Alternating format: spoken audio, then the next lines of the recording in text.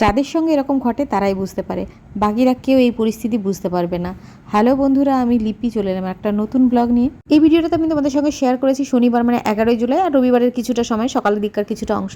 তো দেখতে থাকো ভিডিওটা, তোমাদের সঙ্গে আমি শেয়ার করবো আমার পরিস্থিতির কথা। তার আগে দেখো সকালবেলা থেকে কী করছি। রোজগার ওই একই কাজ আমাদের মোটামুটি গৃহিণীদের, তাই যখন ডেলি ব্লগ শ্যুট করি সেটাকে যখন এডিট করি তখন আমার মনে হয় রোজই তো একই জিনিস দিচ্ছি। তো ঠিক আছে, আমাদের জীবন তো এরকম একঘেয়েমিতেই চলে। আমাদের বললে ভুল হবে, আমাদের প্রত্যেকের জীবনে একটা রুটিনের মধ্যে এরকম একঘেয়েমি মতোই চলে। তো সেই কারণে একঘেয়েমি কাটানোর জন্য মাঝে মাঝে আমরা এদিক সেদিক ঘুরতে যাই বা বাড়িতে কোনো অনুষ্ঠান করি, এই ধরনের ব্যাপার। তো সেটা তো আর এখন আমি ঘুরতেও যাওয়া হচ্ছে না আমার, যার কারণে তোমাদের সঙ্গে রোজ ওই কী করছি কাজকর্ম সেটাই শেয়ার করছি। দেখো সকালবেলা উঠে যেরকম ফ্রেশ হয়ে পুজো দিয়ে নিয়েছি, তারপর আমার কিছুক্ষণ পরে আবার 2 মেয়ে উঠে পড়েছে। তো ওদের সঙ্গে কিছুটা সময় কাটানোর পরে এবার একটু জল খাবো। সকালবেলায় গরম জলটা গরম করে নিয়ে এসেছিলাম, কিন্তু দেখো এখন দেখছি ঠান্ডা হয়ে গেছে জল। তো ঠিক আছে, ওই হালকা হালকা একটু গরম রয়েছে ওরকমই খাই, মানে উষ্ণ গরমের থেকেও ঠান্ডা হয়ে গেছে।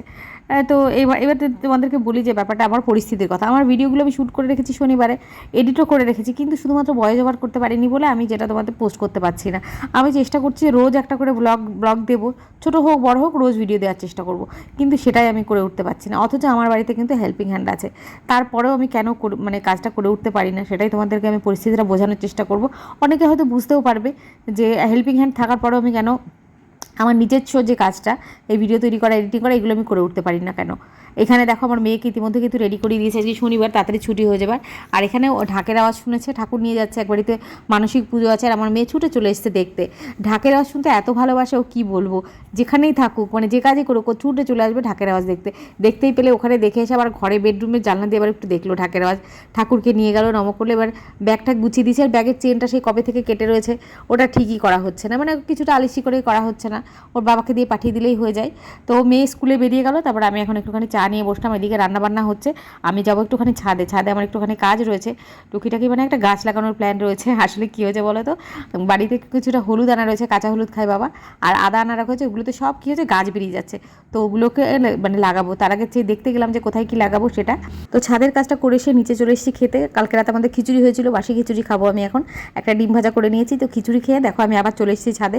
এই যে এটা হচ্ছে ডিমের কুসুম নিয়ে এসেছি। বাবা ডিম খায়, মানে আমার শ্বশুরমশাই ডিম সেদ্ধ খায়, কিন্তু ডিমের কুসুমটা বাবার খাওয়া বারণ। তো এই ডিমের কুসুমটা হয় নাতনি খায়, মানে আমার মেয়ে খায়, না হলে ওর বাবা খায়, মানে আমার হাজব্যান্ড খায়। আমিও ডিমের কুসুম খেতে পছন্দ করি না। তো ওকে এটা দিয়ে গেলাম, আর এই গাছটা লাগাবো এখন। আর এখানে দেখো আমি টবের মধ্যে প্রথমে ভেবেছিলাম টবের মধ্যে লাগাবো, তারপর ভাবলাম না টবে লাগাবো না, বস্তাতে লাগাবো। তো এই দেখো সেই ছোটো ছোটো চারা বেরিয়ে গেছে, কাঁচা হলুদে, কাঁচা আদার মধ্যে, যে আদাগুলো নিয়ে আসা হয় বাজার থেকে, সেগুলো তো এখানে লাগিয়ে দিলাম 2টো বস্তার মধ্যে। একটাতে হলুদ লাগালাম আর একটাতে আদা লাগালাম, আর 2টো নয়নতারা চারাও লাগিয়ে দিলাম। আগে ছাদে বেশ কিছু ফুলের চারাটা আমি লাগিয়েছিলাম, জবা ফুলের গাছ লাগিয়েছিলাম, ওই ছোটো ছোটো সাদা ফুলের গাছ লাগিয়েছিলাম, বগনভেলিয়া চারা লাগিয়েছিলাম, কিন্তু সেগুলো সব ওই যে আমি যখন প্রেগনেন্ট হলাম ছাদে ওটা টোটাল বারণ ছিল আমার, তখন সব শেষ হয়ে গেছে। তো আবার লাগাবো, দেখা যাক আস্তে আস্তে। আর এখানে দেখো জামাকাপড়গুলো মেলে রেখেছি, এখানে শেড রয়েছে, তার মধ্যেও আমার মানে এত মেলার জায়গা, তাও আমার জামাকাপড়গুলো শুকায়নি, কেমন একটা স্যাঁতসেঁতে ভাব। তো এখানে দেখো মাছ নিয়ে এসছে, আজকে কাতলা মাছের ঝোল হবে। তো রান্নাবান্না করছে দিদি, আর আমি এখানে এসে দেখো ছোটোটার সঙ্গে সময় কাটাচ্ছি একটুখানি। এইটা তোমাদের বলি যে হেল্পিং হ্যান্ড থাকার পরেও আমার কেন আমি আমার ভিডিওর কাজটা করে উঠতে পারি না। পিসি আছে যদিও মেয়েকে দেখাশোনা করার জন্য, কিন্তু সর্বক্ষণ আমি পিসির কাছে দিয়ে রাখি না, বা পিসির পক্ষেও সম্ভব নয় সর্বক্ষণ ওকে রেখে দেওয়া। ও সবসময় আমার কাছে আসতে চায়, স্বাভাবিক ব্যাপার, ও মায়ের কাছে তো আসবেই। আর আমিও চেষ্টা করি যখন একটুখানি মানে নিজের কাজ করতে যাচ্ছি, মেয়ে যদি একবার একটু মামা করে বা কান্না করে, আমি পারি না ওকে পিসির কাছে রেখে দিয়ে নিজের কাজ করতে। আমি তখন ওকে নিয়ে কোলে নিয়ে ঘুরি, বা ওকে খাওয়াতে হয়, একটু পরপর ওকে খাওয়াতে হয় খাবারগুলো, সেই খাবারগুলো আমি নিজের হাতে রেডি করে দিই ওকে। ছোটো বাচ্চা থাকলে বুঝতেই পারছো, 8 মাস 7 মাসের বাচ্চা, ও প্রতি মুহূর্তে ও মাকে চায়। তো সেই কারণে ওকে ফেলে রেখে আমি নিজের মতো কোনো কাজ করতে পারি না। তাছাড়া অন্য কোথাও রেখে আমি যে নিজের মতো বেশ 1 ঘন্টা 2 ঘন্টা কাজ করব, সেটা স্বাভাবিক, অনেকেই করে, অনেকেই পারে সেটা করতে, আমি পারি না, সেটা আমার প্রতিবন্ধকতা। দুপুরবেলার দিকে খাওয়া দাওয়ার পরে অনেকটা সময় থাকে আমার হাতে, সেই সময়টাকে পিসির কাছে রেখে দিতে পারি, কিন্তু ওকে আমার মনে হয় কি আমার মেয়ে যেন সেই সময়টা আমাকেই চাইছে, ও সবসময় আমার কোলের মধ্যে এসে সেই সময় ঘুমাবে। আমি তখন যার কারণে কী করি, যে পিসি হয়তো সেই সময় রেস্ট নিচ্ছে, তাতেও কোনো অসুবিধা নেই আমার, আমি আমার মেয়েটাকে দুটোকেই আমার কাছে রাখি সেই সময়টায়। ওইটুকু সময় ওরা মায়ের সঙ্গে থাকবে, এটা আমার ইচ্ছা। এমন ব্যাপার নয় যে আমাকে কেউ বলেছে যে এই সময় মেয়েকে রাখতে হবে, বা পিসি রাখে না, সেটা নয়। আমি চাইলেই পিসির কাছে রেখে আমি আমার কাজ 1 ঘন্টা 2 ঘন্টা ধরে আমার ভিডিওর কাজটা সেরে নিতে পারি, কিন্তু এটা করি না আমি। আমার ভিডিওটা আমার কাছে অতটা ইম্পর্টেন্ট নয় যতটা আমার কাছে আমার মেয়েরা ইম্পর্টেন্ট। আর এখানে দেখো সেদিন তোমাদের বললাম আমাদের বাড়িতে মিনি ছানা দিয়েছে, দেখো ছানারাও কিন্তু বেশ বড় হয়ে গেছে। ওদেরকে আমি ডাকছি, ওরা আবার এরকম করে চোখ তুলে তুলে তাকাচ্ছে, আর খুব মিউ মিউ করে ডাকে, আর চোখটা ফুটে গেছে, তোমাদের তো বলেছি। এখনও বাইরের খাবার খায় না ওরাও এখনও মায়ের দুধ খাচ্ছে। তো ওর মিনির মাকে খাবার দিতে গেছিলাম, গিয়ে একটু দেখে এলাম। আর এটা হচ্ছে সন্ধ্যেবেলার দিকে, আর কিচ্ছু ভিডিও করতে পারিনি শনিবার দিন। তো কিছুটা সময় মেয়ের সঙ্গে কাটাচ্ছিলাম, বড় মেয়েকে পড়ানো হয়ে গেছে, ও এখন টিভি দেখছে, আর আমি এখন এর সঙ্গে বসে আছি, সেটা একটুখানি ভিডিও করলাম, তোমাদের সঙ্গে শেয়ার করলাম। এরপরের ভিডিওটা রবিবারের দিন সকালের। রবিবার দিনও দেখো সকালবেলা থেকে তো দারুণ বৃষ্টি হচ্ছিল। তো আমি জানলা খুলতে গিয়ে দেখি কি দুটো পাখি এসে গ্রিলের উপর এরকম করে বসে রয়েছে। তো আমি আর জানলাটা খুলছি না, আমি খুললেই তো ওরা উড়ে চলে যাবে। কিন্তু কোনো না কোনোভাবে ওরা আমার উপস্থিতিটা বুঝতে পেরেছে, দেখতে পাচ্ছে না কিন্তু উপস্থিতিটা বুঝতে পেরেছে, যার কারণে কেউ উড়ে চলে গেল। আর আমি জানলাটা খুললাম, দেখো বাইরে তখনও চিপচিপ করে বৃষ্টি হচ্ছে, একটু আগে তো ঝমঝম করে বৃষ্টি হচ্ছিল। তো রবিবারের দিন বৃষ্টি হচ্ছে, মেয়ে স্কুলে যাওয়া নেই, বা আমার হাজব্যান্ডের একটু বাজারে যাওয়া আছে, মাংস টাংস আনতে যাওয়া আছে, তো সেটা একটু পরে বৃষ্টিটা কম হবে তখনও যাবে।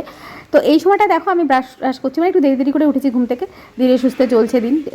তার দিদিরা কেউ আসেনি, টুকটুক করে ব্রাশ করছি। কিন্তু সমস্যাটা হচ্ছে আমি ভেবেছিলাম কি আজকে সারাদিনে কী কী না করছি সমস্ত কিছু ভিডিও শ্যুট করবো, আর সেটা সুন্দর করে একটা ব্লগ আকারে, মানে এই শনিবারের সঙ্গে জুড়ে দিয়ে একটা বড় ব্লগ করবো, যেটা বেশ ভালো লাগবে, 10-15 মিনিটের ব্লগ হবে। কিন্তু সেটা হলো না, আমি প্ল্যান করলাম এক আর হলো আর এক। তো এই সময়টা তো আমি জানি না। তো দেখো এখানে বসে জল টল খাচ্ছি, আজকে আর গ্লাসে না, বোতল নিয়েই জল খাচ্ছি। আবার ছোটো মেয়ের মানে দুটো মেয়েই ঘুমাচ্ছে, যেহেতু বৃষ্টি হচ্ছে একটু ঠান্ডা ঠান্ডা, দুই বোনে বেশ আরাম করে ঘুম দিচ্ছে। অন্যদিন কী হয়, বড় মেয়েটাকে তুলে দিই ডাকাডাকি করে, ছোটোটা উঠে পড়ে। তো জল খেয়ে কিছুক্ষণ হাঁটাহাঁটি করলাম। আজকে পুজোটা আমার হাজব্যান্ড দিয়ে দিয়েছে, হাঁটাহাঁটি করার পর তারপর এখন বসে একটু চা খেয়ে নিচ্ছি। তো চা খেতে খেতে আমি জানতে পারলাম ব্যাপারটা, যেটা হচ্ছে আমাদের যে দিদি আছে, মানে বাড়ির কাজকর্ম করে, সেই দিদি আজকে আসবে না। তো আমি ভাবলাম তাহলে টুকটুক করে ঘরের কাজটা গুছিয়ে নিই। আগে জানলে পরে আমি সকালবেলা ঘুম থেকে ওঠার পরপরই এই কাজগুলো সেরে নিতাম, কারণ অনেকটা সময় বসেছিলাম, হাঁটাহাঁটি করলাম। তো যাক গে, ঠিক আছে, যখন জানতে পারলাম তখনই কাজগুলো গুছিয়ে। আর এখানে কতগুলো খেজুর আমি ভিজিয়ে রাখছি। আমার ছোটো মেয়েকে, মানে বাচ্চাদের তো মিষ্টি দেওয়া যায় না, তো মিষ্টি কিছু খাবার, মানে কোনো কিছুতে মিষ্টি দিতে হলে পরে এই খেজুরটাকে আমি পেস্ট করে রেখে দিচ্ছি, মানে জলে ভিজিয়ে রাখবো, সেটাকে ফুটিয়ে রাখবো, ফুটিয়ে এটা ফ্রিজে স্টোর করে রেখে দেবো, যখন যখন ওর দরকার হবে একটু একটু করে দিয়ে রাখবো। তো দেখো এখন এই ঘরটরগুলো ঝাড় দিয়ে নিচ্ছি, ঘর মুছে নেবো। আর এই যে এরপরে আমার মেয়েকে, মানে বড় মেয়েকে ডেকে তুলবো, তোলার পরে তো রবিবারের দিন মানে আমরা ভাবি কাজ কম, আসলে রবিবারের দিনই কাজ বেশি থাকে। ওই দিন দেখবে জামা কাপড়গুলো কাছা বেশি থাকে, বাচ্চাদের যে এক্সট্রা কারিকুলামগুলো দেওয়া হয় সেগুলো প্র্যাকটিস করানো থাকে, বা সেখানে নিয়ে যাওয়া থাকে, তারপরে বাচ্চাদের পড়াশোনা দেখানোর ব্যাপারটাও ওই দিনই থাকে। তো আমার ক্ষেত্রেও তাই। তারপরে আজকে আবার মাসি আসেনি, সেই কারণে বাসনপত্রগুলো সমস্ত কিছু ধোয়াধুয়ি করতে হবে। আর এখন আমি আমার মেয়েকে তুলছি, একটু দেরি দেরি করে ঘুম থেকে উঠছে, আর সেই কারণে আর ব্লগটা বেশি বড় করতে পারিনি। তবে রোজ একটা করে ছোটো ব্লগ তোমাদের দেবো, তোমরা দেখো তোমাদের কেমন লাগছে সেটা অবশ্যই কমেন্ট করে জানিও। তো আজকের মতো টাটা, সবাই ভালো থেকো।